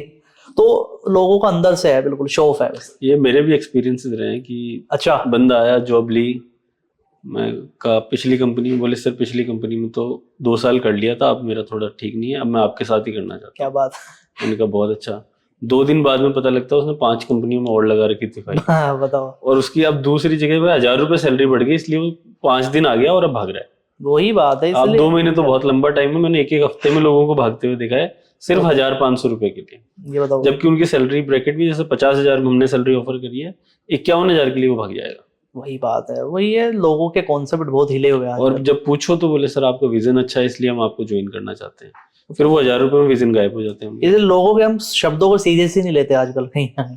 मैं क्या, बंदा जो बोला मुझे मिलता है कहीं ना कहीं, लोगों की कमेंट आती है कि सर मैंने आपकी वीडियो से बहुत कुछ सीखा, मैं 1 साल से, मैं सीरियस नहीं लेता, सच बताऊं आपको। क्योंकि ना तो मैं हेट सीरियस लेता, मैं लोगों का प्यार भी इतना सीरियस नहीं लेता, क्योंकि मुझे पता है टेम्पररी है, सब कुछ टेम्पररी है। आपने एक छोटी सी गलती करी, पीछे पड़ जाएंगे आपके। मैं हम आपको भी बताऊं, टेम्परेरी है। Very true man। वो तो हम तो है ही टेम्पररी। मेरी हर रील पे लोगों का प्यार मिलता है गालियों की फॉर्म में, भर भर के। मतलब जिस बंदे को एंटरटेनमेंट करता हूँ, मेरी कमेंट जाके देख लो, मजा आ जाएगा उसको। लेकिन मैंने एक दिन गिव अवे डाल दिया 2 लाख फॉलोअर पे, कि मैं 3 बंदों को गिव अवे दूंगा अपनी साइड से। मेरे 2 लाख फॉलोअर हुए। मैं क्या, जो सबसे ज्यादा कमेंट करेगा मेरे प्रोफाइल के ऊपर, इस रील के ऊपर, आप यकीन नहीं मानोगे, 26,000 तो कमेंट आई है मर्जी। और 26,000 जो कमेंट थी कि sir you are the god of business, आपने जो लोगों को बनाया है वो कोई नहीं बना सकता, आपने जो बिजनेस आइडिया दिए, मैं आपको 2-2 साल से सुन रहा हूँ। मतलब एक हेट कमेंट नहीं है। सोचो लोग कितने बिके हुए आज। अब ये अपन प्रैक्टिकल करके देखते हैं। हाँ, तो जो भी हमारी रील के ऊपर सबसे ज्यादा कमेंट करेगा, उन 3 को हम आईफोन गिफ्ट करेंगे। क्या आप बात, बताओ। मैं नहीं बोल आप अपने सकता। अब मेरे लिए बोल दो, अमर जी हैं? करेंगे क्या बोलना है? कि अमर जी गिफ्ट करेंगे आपको। बिल्कुल। हाँ, यानी कि इस पॉडकास्ट की कमेंट में जिसकी सबसे ज्यादा कमेंट होगी और अच्छी कमेंट होगी, उसको पहले तो अमर जी और मैं भी स्टोरी पे मेंशन करेंगे कहीं ना कहीं, और अमर जी आपको देंगे आईफोन। कौन सा दोगे आप? आईफोन देंगे, कोई सा भी आईफोन, चाहे 6 भी मिले, लेकिन हाँ। आईफोन मिलेगा जरूर, लेकिन जरूर मिलेगा, नया मिलेगा, फ्रेश न्यू मिलेगा। तो लेकिन फॉलो भी करना है अमर जी को भी, मुझे भी कर सकते हो, बढ़िया रहेगा। और फॉलो करने के बाद जिसकी सबसे ज्यादा कमेंट होगी इस पॉडकास्ट के ऊपर, तो डन है, वेट करते हैं कौन निकलेगा। जी बिल्कुल। अभी जो आपने देखा, आपके स्पेशली दिल्ली में, आपके पास में रहता हूँ, कोचिंग, एक तो कोचिंग्स के बारे में आपकी क्या राय है, और दूसरी जो अभी ये हुआ बेसमेंट कोचिंग्स और सेफ्टी के रिगार्डिंग कोई मॉनिटरिंग नहीं है, उसके ऊपर आपका क्या? देखो वो चीज तो अमर जी गलत थी, मेरे सामने पूरा इंसिडेंट आया वो कि जब कोई बच्चा पैसा पे कर रहा है और लाख रुपए से ज्यादा पे कर रहा है कहीं ना कहीं, तो उसको सेफ्टी चाहिए ही चाहिए। आज आप दिल्ली के अंदर एक 20,000 का होटल भी बुक कर रहे हो 5 स्टार के अंदर, आपके कहते हैं 50 लोग आगे पीछे घूमते रहेंगे कहीं ना कहीं आज की डेट के अंदर। लेकिन कोई बंदा पढ़ाई कर रहा है, कोचिंग कर रहा है, स्पेशली आईएएस की कर रहा है, नीट कर रहा है, कुछ भी कर रहा है, लेकिन उसको नॉर्मल बैठने तक की भी मैंने देखा जगह तक नहीं मिल रही कहीं ना कहीं, पानी भर रहा है, बेसमेंट में वो पढ़ा रहा है कहीं ना कहीं, इतनी बुरी हालत हो रही। मुझे लगता है वो सुधारना चाहिए। और वो प्राइवेट कोचिंग है, गवर्नमेंट नहीं है, वो प्राइवेट है, सबसे बड़ी बात है। और प्राइवेट को कहते हो और चीजें अच्छी करनी चाहिए प्राइवेट को। तो मैं मानता हूँ बहुत ज्यादा गलत चल रहा है, और अभी तो माहौल बना हुआ है, अगर अब भी आवाज नहीं उठाई तो कब उठेगी। और जिस हिसाब से ये कोचिंग्स ऑपरेट कर रही हैं, आपको क्या लगता है कि आपको कोई एक्सपीरियंस रहा है अपने कोई ब्रदर या कजन या किसी के साथ की जिन्होंने कोचिंग्स में गए हैं, और ये पूरा स्कैंडल जिस तरीके से चलाते हैं ये लोग? ये तो बहुत बड़े लेवल का बिजनेस है, बहुत बड़े लेवल। आप सोच के देखो कि 1 लाख की अगर कोई फीस दे रहा है बच्चा सिंपली, और ज्यादा बड़ी बात नहीं, अगर 1000 बच्चे भी हैं, कितने बड़े लेवल पे वो चीज जा रही है। 10 करोड़ रुपए, सोचो कितने सीआर में जा रहा है बिजनेस कहीं ना कहीं। मतलब आज के टाइम में सबसे बड़ा बिजनेस हो रहा है एजुकेशन का, और आरओआई क्या आ रही है निकल के, बच्चों को क्या मिल रहा है? देखो आप, बच्चों को कुछ मिल ही नहीं रहा। आप बताओ ना, मुझे एक बच्चा बताओ कि जिसने कोचिंग करके वो टॉप पे पहुंचे हो कहीं ना कहीं। सर मैं आपको बताऊं, 1000 बच्चे करीब करीब हर कोचिंग में, जितने भी टॉप क्लास है उनके एक सेंटर पे 10 करोड़ रुपए वो लेते हैं साल के। 2 से 3 करोड़ रुपए से ज्यादा खर्चा उनका होता है। बिल्कुल होता है। और ये तो चलो फाइनेंशियल एस्पेक्ट आ गए, दूसरे एस्पेक्ट ये कि इंडिया, पाकिस्तान, बांग्लादेश को छोड़ के दुनिया में कोई कोचिंग अलाउड ही नहीं है। अच्छा, आप मेडिकल का एंट्रेंस एग्जाम अगर आप यूके के अंदर देना चाहते हो, तो अगर आपने कोचिंग करी है तो आप एग्जाम के लिए अपीयर ही नहीं हो सकते। बताओ। और हमारे इंडिया में ना छूट दी हुई है एक्चुअली, आरएस या आईएएस या कोई भी एडमिन वर्क अगर आपको करना है यूके, जितनी भी डेवलप्ड कंट्रीज के अंदर, तो आप अगर एग्जाम जो होता है वो पहली तो 70% वेटेज इज ऑन इंटरव्यू जी, 30% आपका स्किल बेस्ड होता है। ट्रू, कि आपसे एक्सेल यूज करवा के देखेंगे, आपसे अगर नॉलेज भी लेनी है तो वो लेयर्स मिलेंगे, ज्योग्राफिकल अलग, ये अलग, और आपसे पूछेंगे कि आप कौन से 4 सब्जेक्ट की देना चाहते हो, वो 4 सब्जेक्ट। कहीं पे भी गवर्नमेंट जॉब के लिए कोचिंग मैंने सिर्फ हिंदुस्तान में देखी, मैं 70+ कंट्रीज में जाया, मैंने कहीं पे ही नहीं देखा कोचिंग फॉर गवर्नमेंट एग्जाम्स। और आजकल तो ये कितनी वाहियात बात है कि आपको अगर पुलिस भी बनना है तो आप उसके लिए कोचिंग ले लो। अरे पुलिस बनना है तो आप पुलिस की डिग्री लो ना यूनिवर्सिटी के अंदर। अगर आपको कलेक्टर बनना है तो एडमिन की डिग्री लो आप यूनिवर्सिटी के अंदर। और कितना पैसा लग रहा है, नहीं हमारे पास, कितना पैसा लग रहा है सोच के देखो आप। और ऐसा नहीं, और आजकल तो ऐसा माहौल बना दिया है वेब सीरीज ने कि अगर आप कोचिंग नहीं ले रहे आप बन ही नहीं सकते। वो कहते हैं बिलीफ डाल दिया लोगों के अंदर, बच्चे के अंदर, कि भैया पास होना है तो आपको कोचिंग लेनी ही पड़ेगी। कोचिंग में पैसा तो चलो आप लो, लेकिन आप जो उसके साथ स्ट्रेस लेके आ रहे हो, आप मानोगे 6th क्लास का बच्चा आईआईटी की तैयारी में चालू हो गया, रियलिटी है 6th क्लास का छोटा सा, क्या पढ़ेगा वो? मैं तो सपोर्ट ही नहीं करता सच में, मैं बोल देता हूँ, कंट्रोवर्सी हो जाती है इन बातों पे, बट मैं आज आप बोल दो खुल के, मैं बोल ही देता हूँ सच में, जो होगा देखा जाएगा, फिल्म बनेगी उससे भी निपटेंगे। बट सीरियसली मैं नहीं मानता अमर जी की एजुकेशन इस लेवल पे आज के टाइम में चल रही है, और कोई एजुकेशन करके इस अच्छे लेवल पे कामयाब हो रहा है कहीं ना कहीं। अगर कोई बंदा 1 लाख रुपए कोचिंग के अंदर लगा रहा है, आप देखो ना, कोचिंग अगर कर ली, पहली बात तो उसका सिलेक्शन होने ही महाभारत है। मतलब कोचिंग लेने के बाद भी एश्योरेंस नहीं, 1% भी, 1% चांस है, 1 पर चांस है, एश्योरेंस नहीं है। मतलब इतना नहीं होता कि आपको परफेक्ट बना देंगे। कोई भी कोचिंग तो ये गारंटी दे ही नहीं रहा ना कि हम सिलेक्शन करा के देंगे आपको। और कहते हैं ना, माहौल ऐसा बना देते हैं जैसे हम ही कराएंगे आपको हाथ पकड़ के, बिल्कुल हमने इसका भी, आप एडमिशन लेने जाओ वो कहेंगे एक हमारे यहाँ ये बच्चा आया, इसका ऐसे सिलेक्शन हमने कराया, हुआ नहीं, हमने कराया। और जब उससे पूछता है कि हमारी इसका करा दोगे, जी गारंटी नहीं ले सकते, करा देंगे। आपने अभी देखा हो तो शायद एलन जो इतना बड़ा नाम है जी, उसके अंदर AIR 1 ऑल इंडिया रैंक 1 जिस बच्चे की आई थी, उस बच्चे के लिए 5 से 7 और कोचिंग्स ने भी क्लेम किया था कि हमारे यहाँ से पढ़ा हुआ है, और वो बच्चा कहीं नहीं पढ़ा हुआ, उसने सेल्फ स्टडी करी। बिल्कुल खरीदे जाते हैं, ये बहुत बड़े लेवल पे स्कैम चल रहा है। आप देखो ना, पैसों में बिके जाते हैं, और पेरेंट्स के साथ डील होती है कि हम इसका फोटो यूज करना चाहते हैं अपनी कोचिंग के अंदर। इस बारे में अब तक बात नहीं की किसी ने, मैं बता रहा हूँ आपको, इतने मोटी रकम बिकते, करोड़ों की बिकते हैं कहीं ना कहीं, कोचिंग पे फोटो लगा लेते हैं कहीं ना कहीं। बच्चा पढ़ा नहीं, हमारे शहर के अंदर भी था, एक लड़की का फोटो लगा लिया था टॉपर का, वो उस स्कूल में पढ़ी भी नहीं, फोटो लगा, बिक रहे हैं। पैसों में सब कुछ चल रहा है कहीं ना कहीं। और सोचो उस फोटो में जो पैसों में खरीदा गया है स्पेशली, और कितने बच्चे इंस्पिरेशन मान रहे हैं कि उस लड़की को इंस्पिरेशन मान लिया, वो इससे पढ़ी, और प्रिंसिपल जो वहाँ का ओनर होता है स्पेशली, वहाँ के टीचर प्रोफेसर तो ये तक कह देते हैं कि इन प्रोफेसर ने पढ़ाया उसको, उसको दिन रात एक करके पढ़ाया। कहीं ना कहीं कहानी फर्जी जुड़ी हुई है। इसमें जो सबसे बेस जो अगर सही करना होगा ना, तो इनको यही होगा कि आपको जो भी बनाना है जिसको, उसके स्पेसिफिक आप कोर्सेज चलाइए। गवर्नमेंट को पैर डालने पड़ेगा। गवर्नमेंट को ये चाहिए कि अगर पुलिस किसी को बनना है तो पुलिस की आप डिग्री उसको दिलाइए, और उसकी जो बैचलर्स हो उस 3 साल के अंदर वो पुलिस की ही ट्रेनिंग करे, पुलिस कैसे ऑपरेट करती है उसी के बारे में एजुकेशन ले, सोसाइटीज के बारे में एजुकेशन ले। जिस भी जॉब जी, करियर आपको जिस भी फील्ड में बनाना है उस तरीके की आपको प्रैक्टिकल डिग्रीज इंप्लीमेंट करनी पड़ेगी। सिर्फ BSc BCom और BBA ये 3-4 डिग्रियां चला के आप देश नहीं पढ़ा सकते।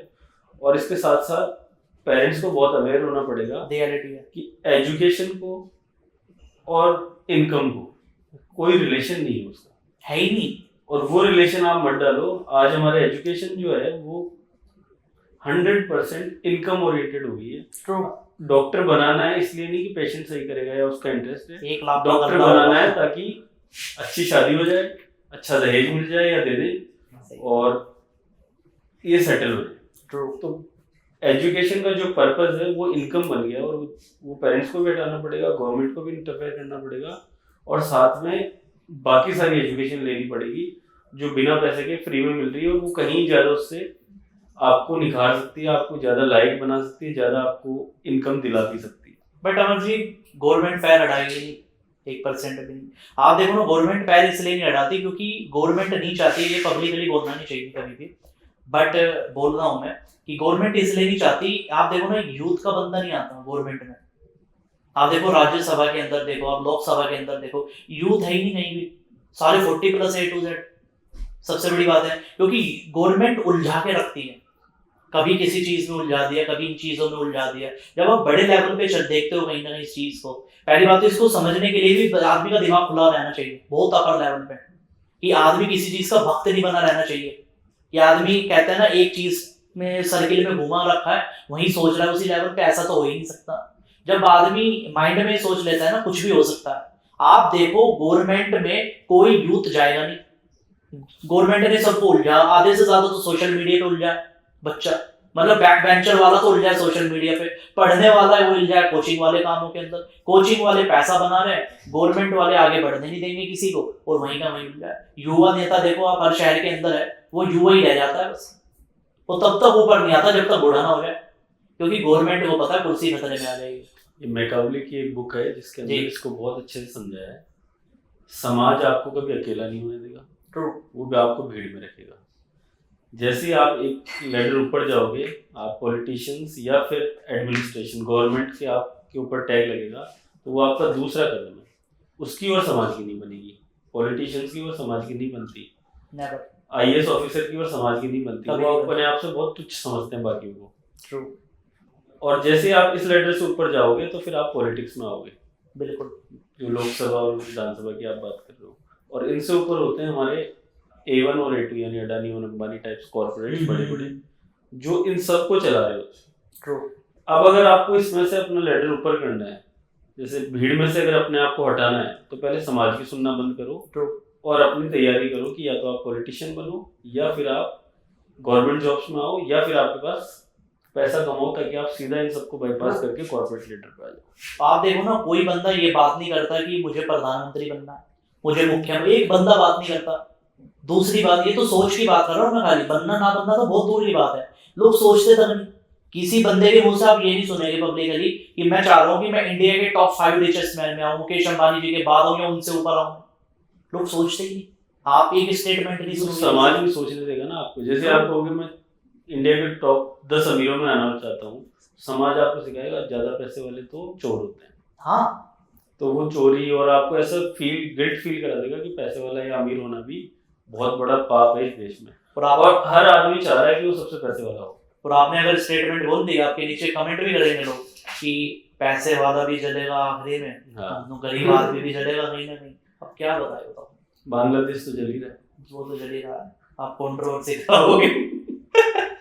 बहुत बुरी हालत है बट बांग्लादेश की कहीं ना कहीं इस टाइम सबसे ज्यादा। आज लोग उसके बारे में बोलना नहीं चाह रहे, एक स्टोरी तक नहीं लगाना चाह रहे कहीं ना कहीं। सबसे बड़ी बात, लोग बोलते ही नहीं, मुझे समझ में नहीं आता कहीं ना कहीं। कोई एक्टर सुसाइड कर ले तुरंत वीडियो तक बनेगी। सोसाइटीज का फियर है सबसे बहुत ज्यादा। लोग बोलेंगे क्यों? लोगों के एक उदयपुर में केस हुआ था, आपको पता ही है, कन्हैया लाल जी का हुआ था कहीं ना कहीं। उस केस में नहीं बोला लोग, आज तक लोगों को पता नहीं क्या रिजल्ट आया उसका। ऐसे पता नहीं कितने केस हुए हमारे यहाँ। बहुत बुरी हालत हमारे यहाँ इस टाइम कहीं ना कहीं। तो मैं यही कहता हूँ कि आदमी कामयाब बनो, अच्छे लेवल पे बनो, ताकि आप इन सब चीजों से ऊपर उठ सको। सबसे बड़ी बात है, क्योंकि वरना इनमें आप उलझ जाओगे, सोसाइटी के बीच में रहोगे, सोसाइटी आपको जिंदा मार देगी एक ना एक दिन। सोसाइटी खाली दिखाने को खड़ी है, कोई साथ में नहीं खड़ा। आप उनके साथ बात करो, बात कर सकते हैं, इससे ज्यादा वो कुछ नहीं कर सकते। एक आपकी गिव अवे बुक जाने से पहले हम जानना चाहेंगे कि कौन सी बुक आप सजेस्ट करोगे कि ये पढ़ोगे तो इन चीजों से आप निकल सकते हो। मैं 2-3 बुक आपको सजेस्ट करता हूँ जो मैंने पढ़ी है एक्चुअल में। तो सबसे बड़ी मैंने बताया पावर ऑफ सबकॉन्शियस माइंड, सबसे बड़ी मैं वही कहूँगा। और दूसरी चीज है कि महाभारत पढ़नी शुरू करो, भगवत गीता पढ़नी शुरू करो। गीता ये बहुत मैंडेटरी है कहीं ना कहीं। अगर आप भगवत गीता भी नहीं पढ़ना चाहते, आप महाभारत देखो पहली बात तो। सबसे बड़ी आपको थोड़े कैरेक्टर क्लियर होंगे, सबसे बड़ी कि कैरेक्टर है किस तरीके का। विजुअल हम ज्यादा अच्छे से समझ पाते हैं कहीं ना कहीं। मैंने जब महाभारत देखी, मेरे बहुत सारे कॉन्सेप्ट क्लियर हुए जिंदगी को लेके। मतलब आज कोई भी जिंदगी में प्रॉब्लम फंस जाती है, मैं रिलेट करता हूँ कहीं ना कहीं कि उनकी तो जिंदगी में उस टाइम हुई थी। अर्जुन के सामने सारे रिलेटिव्स खड़े, युद्ध करना जरूरी है, और समाज आपको नहीं करने देगा, करने नहीं देगा। आज आप देख लो ना, आज आमने सामने लड़ाई तक कर ले, लोग कहेंगे देखो अपने चाचा के खिलाफ हो गया कहीं ना कहीं, अपने घर वालों के खिलाफ हो गया कहीं ना कहीं, भाइयों के खिलाफ हो गया। तो एक इमेज ऐसी बन जाती है, लोग बैठना तक पसंद नहीं करते उसके सामने। तो महाभारत देखो या भगवत गीता पढ़ो, दूसरी किताब सबसे बड़ी। तीसरी रामायण पढ़ो। संस्कार रामायण से आएंगे, ज्ञान भगवत गीता से आएगा। ज्ञान वैसे तो दोनों जगह है, लेकिन असली ज्ञान गीता से आएगा। रामायण से संस्कार सीखोगे, लेसन सीखोगे जिंदगी के बहुत बड़े बड़े लेवल वाले। और एक मेरी सबसे प्यारी फेवरेट बुक है थिंक एंड ग्रो रिच, जो लोगों को पढ़नी चाहिए। एटॉमिक हैबिट बड़ी पढ़ी। और एक बड़ी प्यारी किताब है टाइम मैनेजमेंट, वो छोटी सी किताब है और बहुत सस्ती आती है। वो लोग उसको सीरियसली लेते हैं, मैं बड़ा लेता हूँ। किताबें बहुत सस्ती मिल रही है सर। अभी हम आ रहे थे दिल्ली जी, तो एक लड़का पूरा यूं हाँ, खरीद के, तो उस मैंने कहा कितने की देगा, बोले भैया 4000 की दे दूंगा।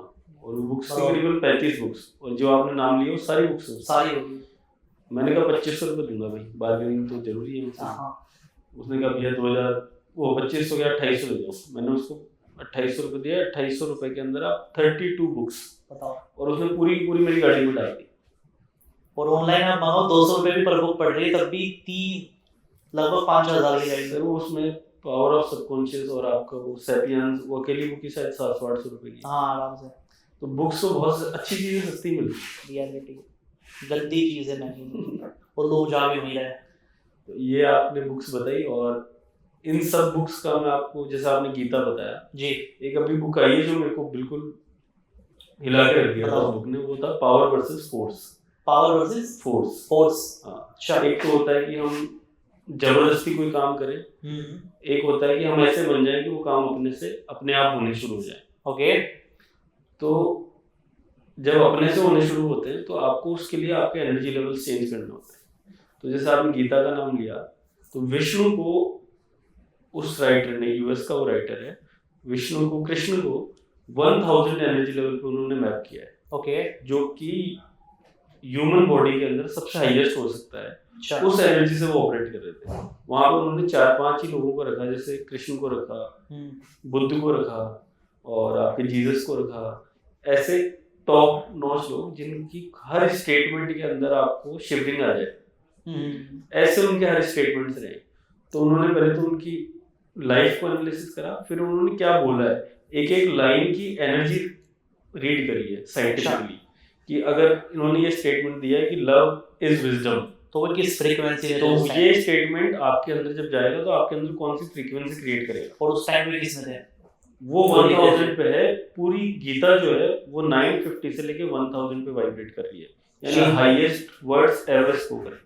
जैसे जैसे आप गीता के छंद पढ़ते जाओगे, आप उसको पढ़ोगे, वो आपको गीता कंप्लीट होते होते आपके वाइब्रेशन अंदर चेंज हो जाएंगे। इसीलिए हमारे लोग पुराने कहते थे कि तुम गीता पढ़ते जाओ चाहे मतलब ना समझ में आए, क्योंकि पढ़ते पढ़ते वो वाइब्रेशन चेंज होंगे। लेकिन उसके भरोसे भी हमें नहीं छोड़ना है, उसको इम्प्लीमेंट भी करना पड़ेगा। वर्ड्स आ रहे हैं। तो बेसिकली गीता घर में रख के पूजने के लिए नहीं, उसको पढ़ने के लिए है। सही बात। तो अगर आप पढ़ोगे तो पावर वर्सेस फोर्स के अंदर ये चीज़ आपको बहुत प्रैक्टिकली उन्होंने समझाई है कि जो भी हमारे आसपास होता है वो सब एनर्जी का खेल है जी। जो बुक्स आप पढ़ते हो वो भी एनर्जी का खेल है। गीता अगर आप पढ़ोगे तो हाईएस्ट ऑफ द एनर्जीज आपको मिलेगी और उस एनर्जी की तरफ आप जाने लगोगे। नॉर्मल जो इंसान है वो 0 से लेके 165 एनर्जी में ही ऑपरेट करता है। ट्रू। 165 से ऊपर जैसे जैसे आप जाओगे तो ये आपका एंगर, ग्रीड और ये सब अपने आप हटता चला जाएगा और आपको कुछ पाने की कोशिश नहीं करनी पड़ेगी, बल्कि आप खुद ऐसे हो जाओगे जो चीज़ें अपने आप अट्रैक्ट होकर आपके पास आनी शुरू होगी। क्या बात, मैं किताब पढ़ने वाला हूँ।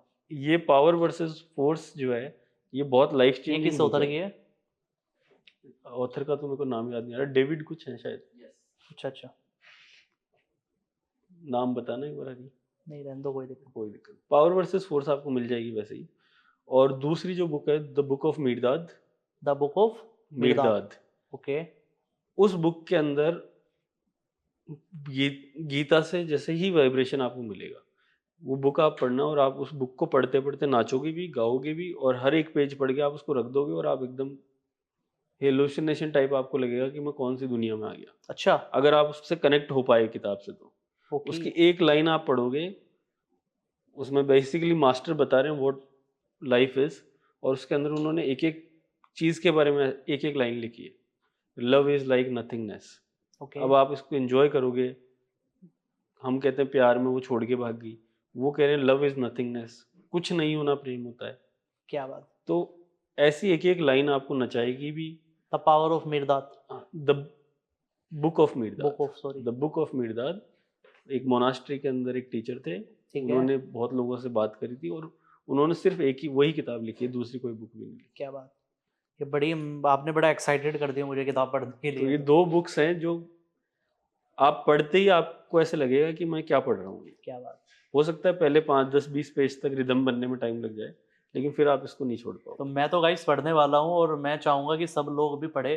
जो अमर जी ने किताबें बताई है दोनों बड़ी सुनने में बड़ी एक्साइटिंग लग रही है, तो मैं भी पढ़ के आपको शेयर करूँगा। बिल्कुल बिल्कुल, डेफिनेटली। चलो sir, thank you so much, आपने इतना टाइम दिया। बहुत बढ़िया लगा अमर जी आपके साथ बात करके। ऐसा नहीं लगा कि पहली बार मैं आपसे बात कर रहा हूँ, सबसे बड़ी बात है। तो कॉन्वर्सेशन बड़ी अच्छी रही और आई होप ऑडियंस को बहुत कुछ सीखने को मिला होगा।